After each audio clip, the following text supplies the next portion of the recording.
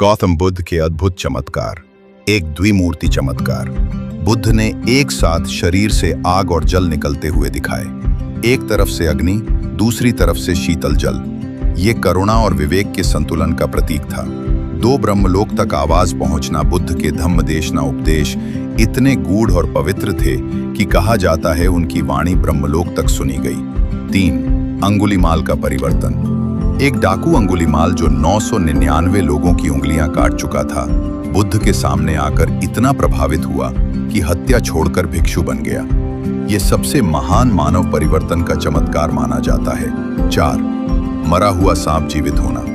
कहा जाता है बुद्ध ने अपने मेता करुणा से मर चुके सांप को शांत कर पुनः जीवन दिया, करुणा की शक्ति दिखाने के लिए। 5.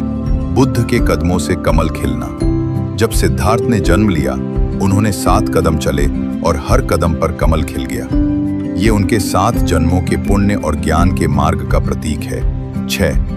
देवताओं का दर्शन। कई अवसरों पर बुद्ध ने देवताओं और ब्रह्मलोक के प्राणियों से संवाद किया, जिससे उन्होंने बताया कि जीवन केवल इस धरती तक सीमित नहीं। 7. सूखा क्षेत्र में वर्षा।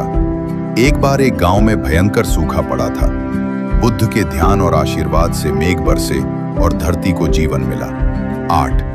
पिप्पल वृक्ष, बोधि वृक्ष का चमत्कार। जिस बोधि वृक्ष के नीचे बुद्ध को ज्ञान मिला, वो कहा जाता है हजारों वर्षों तक हरा भरा रहा और उसके नीचे ध्यान करने से मन शांत हो जाता था। 9.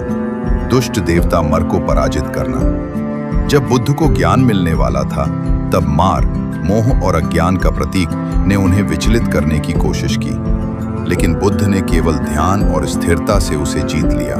10. परिनिर्वाण के समय का प्रकाश। बुद्ध जब कुशीनगर में परिनिर्वाण में गए, कहा जाता है कि पूरे आकाश में दिव्य प्रकाश फैल गया, जैसे संसार से अंधकार मिट गया हो।